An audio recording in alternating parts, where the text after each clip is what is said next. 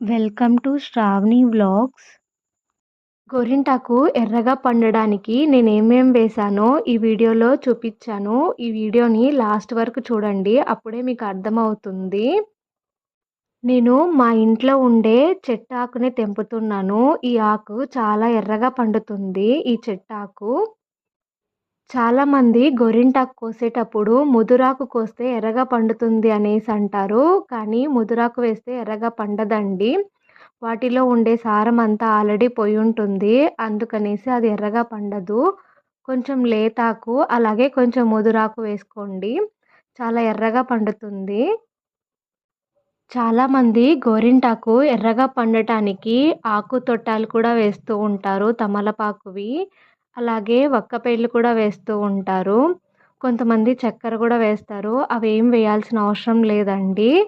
నేను చెప్పేవి ఇవి ఒక్కటి వేస్తే చాలు గోరింటాకు చాలా పండుతుంది.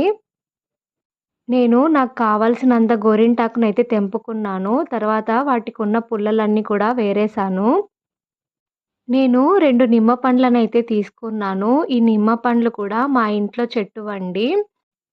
పుల్లటి పెరుగుని తీసుకున్నాను. పుల్లటి పెరుగు కూడా వచ్చేసి 3 టీ స్పూన్స్ అయితే తీసుకున్నాను.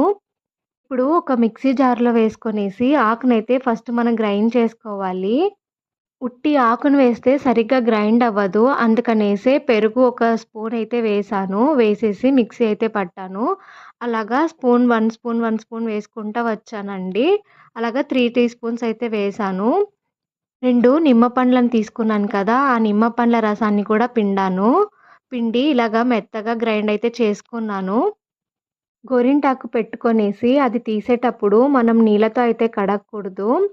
ఆయిల్ ఉంటుంది కదా! కొబ్బరి నూనె కానీ, లేదంటే వాజిలిన్ కానీ రాసుకోవచ్చు. రాస్తే గనక మనకి ఎర్రగా అనేది కనిపిస్తుంది.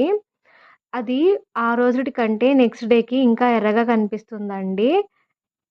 చాలామంది గోరింటాకు పెట్టుకునిన తర్వాత గోరింటాకునైతే వాటర్‌తో వాష్ చేస్తారు. అలా చేయకూడదండి. అలా చేయడం వల్ల గోరింటాకు అంతా పోయి మనకైతే వైట్‌గా కనిపిస్తుంది. ఆకంతా తీసేసి ఆయిలయితే రాయండి. నెక్స్ట్ డేకి చాలా బాగా కనిపిస్తుంది. ఈ ఒక్క చిట్కాని ఫాలో అవ్వండి. మీరింకేం వేయాల్సిన అవసరం లేదు. అండ్ గోరింటాకు కోసేటప్పుడు ముదురాకు అండ్ లేతాకు రెండిటిని కలిపి కొయ్యండి. Thank you for watching.